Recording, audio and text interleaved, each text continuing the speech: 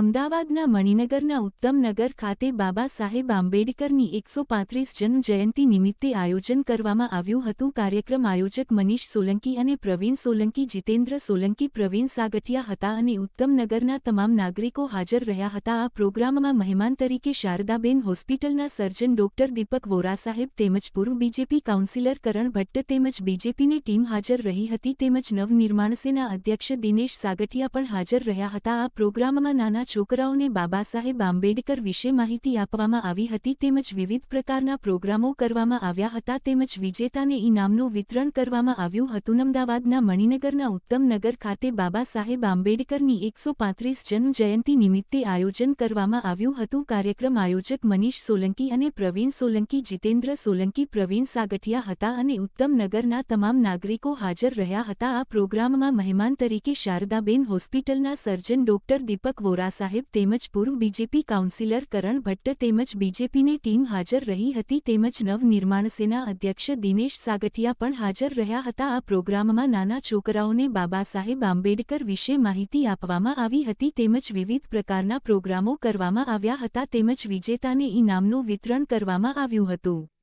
અમદાવાદમાં જોરદાર ડોક્ટર બાબા સાહેબની જન્મજયંતિ માનવામાં આવી। તમામ સમાજના લોકો હાજર રહ્યા અને ભવ્ય રેલી કાઢવામાં આવી।